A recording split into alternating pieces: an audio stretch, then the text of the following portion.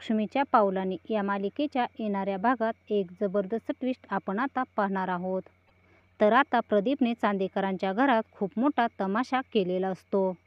प्रदीपने कलाला अद्वैतच्या आयुष्यातून निघून जाण्यास म्हणजेच डिवोर्स देण्यासाठी सांगितलेलं असतं आणि आबांनी सुद्धा कलासोबत कोणतेही संबंध ठेवायचे नाहीत असं सांगितलेलं असतं।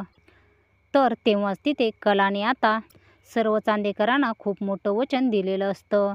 तर आता प्रदीपने काय तमाशा केला आणि कलाला अद्वैतच्या आयुष्यातून निघून जाण्यासाठी का सांगितलं, मग तेव्हाच तिथे कलाने चांदेकरांना कोणते वचन दिले हे आपण या व्हिडिओमध्ये पाहणार आहोत। तर व्हिडिओ शेवटपर्यंत नक्की पहा। तर इकडे प्रदीप अद्वैतला म्हणत असतो की अद्वैत, हे मी डिवोर्सचे पेपर आणले आहेत आणि ते तुझ्याकडे ठेव। तू लगेचच कलाला डिवोर्स देऊन टाक। तू आजपर्यंत बळजबरीच्या लग्नबंधनामध्ये अडकलेला होतास, परंतु तू आता डिवोर्स देऊन स्वतःची सुटका कर। त्यानंतर प्रदीप आता कलाकडे जाऊन म्हणतो की कला, मी तुझ्यापुढे हात जोडतो, तू माझ्या मुलाच्या आयुष्यातून निघून जा। जेव्हापासून तू या घरामध्ये आली आहे तेव्हापासून माझ्या अद्वैतने खूप काही भोगले आहे, त्याचे खूप हाल झाले आहेत आणि आता चांदेकरांच्या घरामध्ये दररोज काही ना काही तमाशा होतच असतो। तो आता एकदाच अद्वैतला डिवोर्स देऊन त्याची सुटका कर। तर आता नैना आणि राहुलने प्लॅनिंग करून आबांना जेलमध्ये पाठवलेलं असतं आणि सर्व चांदेकरांनी आळ कलावरती घेतलेला असतो आणि त्यामुळेच प्रदीपसुद्धा कलाला चांदेकरांचं घर सोडून अद्वैतच्या आयुष्यातून निघून जाण्यासाठी सांगतो। प्रदीप कलाला डिवोर्स दे म्हटल्यावरती कला म्हणते की जर मी डिवोर्स दिला तर सर्वांना असं वाटेल की आबांविरुद्ध कंप्लेंट मीच केली होती, परंतु असं काहीच नाही आहे, मी काहीही केलेलं नाही आहे।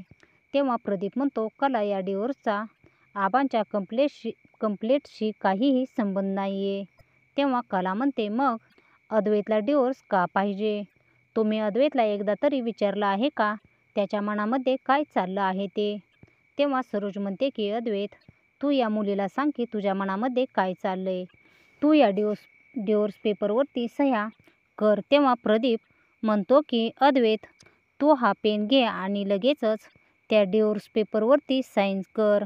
परंतु अद्वैत त्या पेपरवरती साईन्स करत नसतो आणि अद्वैत कलाला विचारतो की कला, तुला काय पाहिजे? तेव्हा कला म्हणते अद्वैत, मी तुला खरं सांगू का, मला आयुष्यभराची तुझी साथ आणि प्रेम पाहिजे आणि मला तुझा विश्वास पाहिजे। जर तुझा माझ्यावरती विश्वास असेल आणि तुझ्या हृदयामध्ये माझ्यासाठी थोडीशी जागा असेल तर मी निर्दोष सिद्ध होईन, तोपर्यंत तू माझी साथ दे। आबा म्हणतात की या मुलीने चांदेकरांची सून असल्याचा हक्क आधीच गमावलेला आहे। नैना ही कलाची बहीण आहे, तू हे विसर, नाहीतर तुला चांदेकर कुटुंबियांना विसरावं लागेल। जो या कलासोबत संबंध ठेवेल त्याचा या चांदेकर घराण्याशी कोणताही संबंध राहणार नाही। तेव्हा त्यांना कला म्हणते की जर मी इथे राहिल्याने तुम्हाला त्रास होत असेल तर मी स्वतःच इथून निघून जाते। तेव्हा तिथे रोहिणी मध्येच बोलते की मी पूर्ण जग बघितलं आहे, या मुलीसारखी कारस्थानं करणारी मुलगी मी कधीच पाहिली नाही। तू आता घराबाहेर गेली तर तू बाहेरून काय करशील कुणास ठाऊक, तू चांदेकरांच्या घरात नाही तर बाहेरून आणखीन काहीही कारस्थानं करू शकतेस। तेव्हा आबा म्हणतात की या मुलीने स्वतःच्या नालायकपणामुळे चांदेकरांचं घर बदनाम केलं आणि चांदेकरांची इज्जत धुळीला मिळवली आणि आता हे सर्व करून तुला खूप आनंद होत असेल ना? आमच्या सर्वांचा आणि खास करून अद्वैतचा तुझ्यावरून विश्वास उडाला आहे। तेव्हा कला म्हणते तुम्ही मला म्हणत आहात तुमचा माझ्यावरून विश्वास उडाला आहे, पण तुम्ही कधी माझ्यावरती विश्वास ठेवलाय का? जर तुम्हाला आपले संबंध तोडायचे आहे तर आपण तुमच्या मनाप्रमाणेच करू। मी आता तुमची नातेवाईक म्हणून नाही तर तुमची पाहुणी म्हणून मी इथे राहीन। तेव्हा सरोज म्हणते तू स्टोरूममध्ये राहिली तर खूपच बरं होईल, तू माझ्या अद्वैतच्या आयुष्यामध्ये येऊ नको, तुझ्यामुळे माझ्या अद्वैतच्या आयुष्यामध्ये खूप प्रॉब्लेम येत आहेत। तेव्हा सोहम म्हणतो कलावहिनीला परत स्टोरूममध्ये पाठवणं खूप चुकीचं असेल। आबा म्हणतात जर हिला स्टोरूममध्ये पाठवणं चुकीचं असेल तर तिनं जे काही केलं आहे ते योग्य आहे का? मी तुम्हाला एकदाच सांगितलं आहे ना, आपण या मुलीसोबत आता कोणताही संबंध ठेवायचा नाही. तेव्हा कला म्हणते, मला तुमचं सर्व काही मान्य आहे, परंतु मी तुम्हाला आणखी एकदा सांगते की आबांविरुद्ध कंप्लेंट मी केलीच नाहीये. यामागे ज्या व्यक्तीचा हात आहे त्याला मी आता शोधूनच काढणार आणि खऱ्या गुन्हेगाराला लवकरच तुमच्यासमोर घेऊन येईन. जर मी तसं करू शकले नाही तर मी स्वतः इथून निघून जाईन. असं म्हणून कला तिच्या रूममध्ये येते. कला आता तिचं सामान पॅक करून स्टोरूममध्ये जाणार असते तेव्हाच तिथे अद्वैत येतो. अद्वैत हा शांतच बसलेला असतो. तो कलाला काहीही बोलत नसतो. तेव्हाच तिथे सरोज येते आणि म्हणते, अद्वैत आता तू तुझ्या रूममध्ये राहू शकशील. आता तुला जास्त टेन्शनही येणार नाही. तुझं डोकं शांत राहील. हे ऐकून कला तिथून रागाने निघून जाते. त्यानंतर तिथे सरोज अद्वैतला म्हणते की अद्वैत तुझी रूम आता मी पहिल्यासारखी नीटनेटकी करून देईन. तेव्हा अद्वैत म्हणतो, आई राहू दे.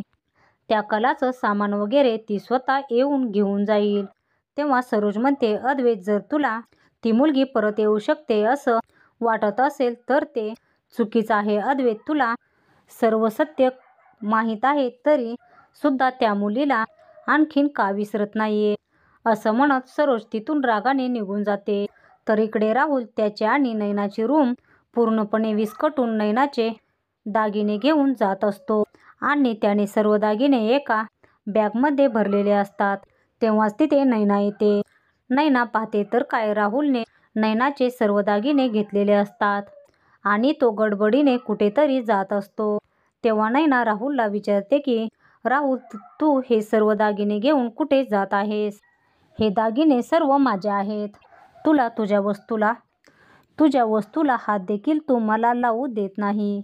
मला सांग तू कुठे चालला आहेस? नैना ही राहुलच्या बॅगला धरत असते आणि ती राहुलला बाहेर जाऊ देत नसते. तेव्हाच आता राहुल नैनाला रागाने धक्का देतो आणि पुढे निघून जातो. राहुल हा बाहेर जात असतो तेव्हाच त्याच्या बॅगमधील एक नेकलेसचा बॉक्स खाली पडतो आणि आता तो राहुल बॉक्स उचलणारच असतो. इतक्यातच तिथे अद्वैत येतो आणि अद्वैत लगेचच तो बॉक्स उचलतो. तेव्हा अद्वैत म्हणतो, हे सर्व काय आहे राहुल?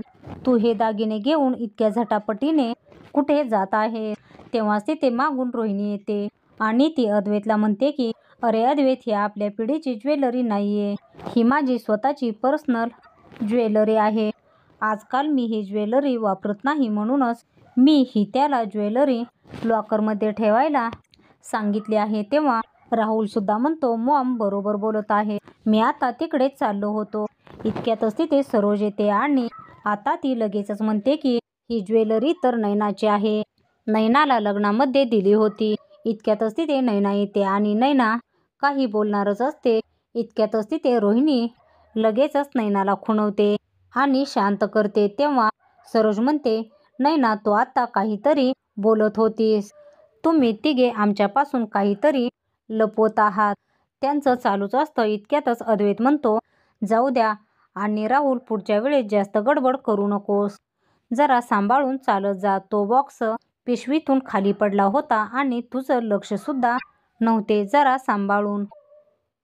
तर आता कला अद्वैत मिळून सर्व काही कसं शोधणार आणि ते दोघेजण परत एकत्र येणार हे आपण येणाऱ्या व्हिडिओमध्ये पाहणार आहोत.